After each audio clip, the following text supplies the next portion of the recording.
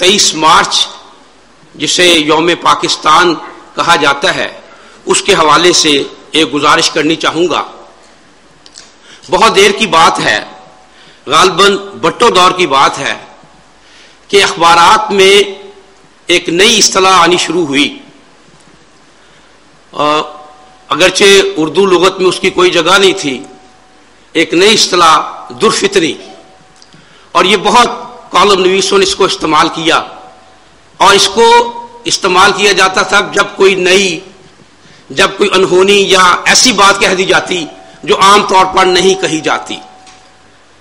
یہ 23 مارچ بحیثیت یوم پاکستان، اس پر میں بھی ایک درفطری چھوڑنا چاہتا ہوں. وہ یہ کہ 23 مارچ کو یوم پاکستان کہنا،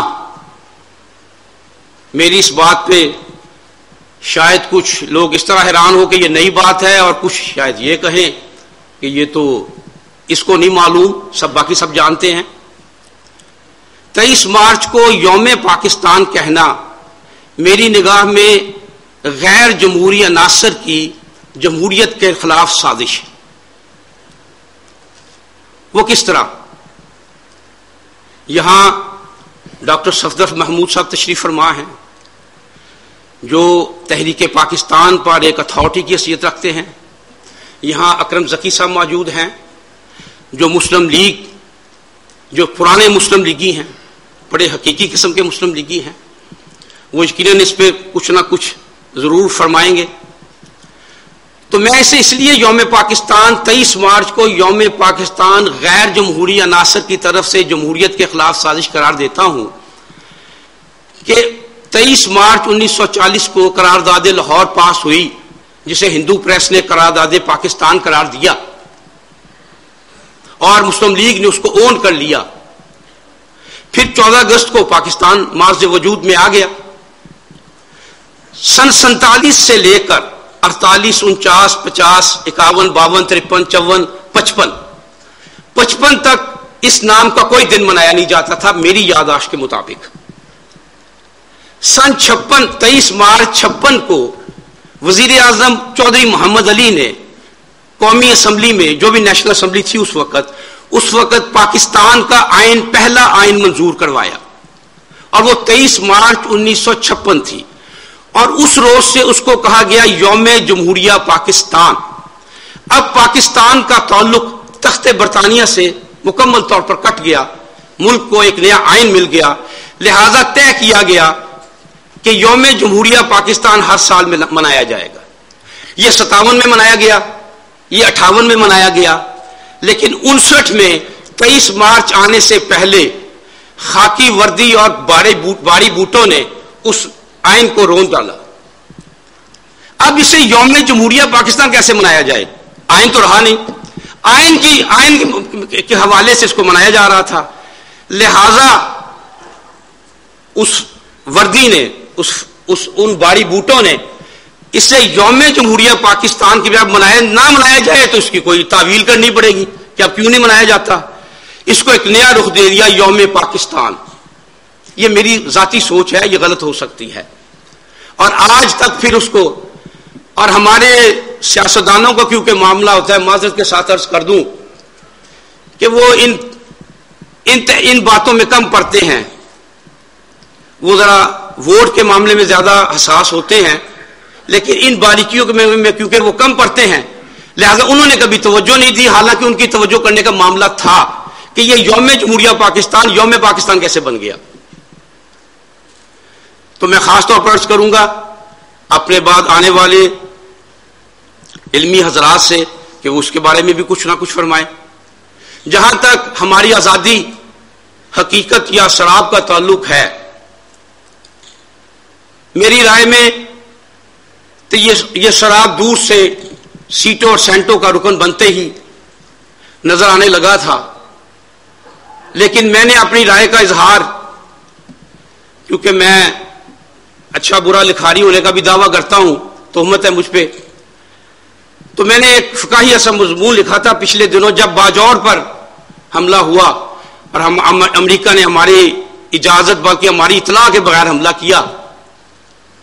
تو میں نے اس کا عنوان دیا تھا حق مغفرت کرے عجب ذات محترمہ تھیں.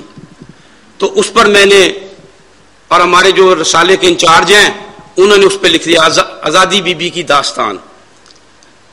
بہرحال وہ میری رائے اس معاملے سامنے آ گئی تھی. اب میں آپ کے اور مقررین حضرات جن کو آپ اصلاً سننے آئے ہیں ان کے درمیان زیادہ حائل نہیں رہوں گا، اور گفتگو کے حوالے سے میں چاہوں گا کہ فرسٹ کم فرسٹ سرو کا طریقہ اپنانا چاہیے. میں ایک اور عرض کر دوں کہ ہمارا معاشرہ، یہ جو بھی معاشرہ جب زوال کا شکار ہوتا ہے تو اس کی بہت سی وجوہات ہوتی ہیں، لیکن ایک بہت بڑی وجہ یہ ہوتی ہے، بڑی مین وجہ یہ ہوتی ہے کہ تحقیق کرنے والے ناپید ہو جاتے ہیں، محققین ناپید ہو جاتے ہیں. معاشرے کے زوال کی ایک بہت بڑی نشانی ہے، اور ہمارا معاشرہ تو ایک نشانی زوال کی بھی ایک چوٹی پہ اس وقت ہے.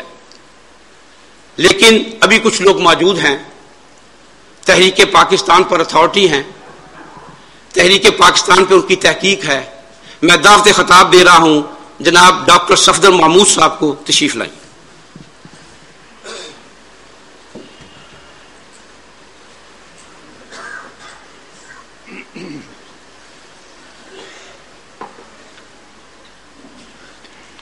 بسم اللہ الرحمن الرحیم. صدر سیمینار ڈاکٹر اسرار احمد صاحب، مہمانان گرامی، معزز حضرات،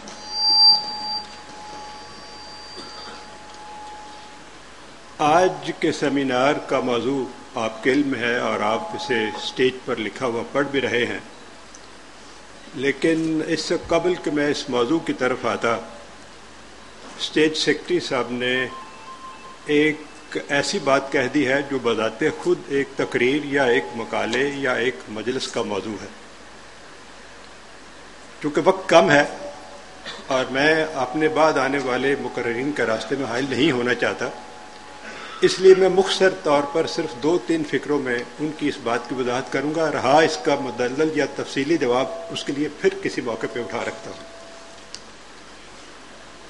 ان کا یہ فرمان کہ 23 مارچ یوم پاکستان نہیں ہے، ان کا یہ فرمان کہ 23 مارچ غیر جمہوری قوتوں کے خلاف سازش ہے، اس کے 2 حصے ہیں.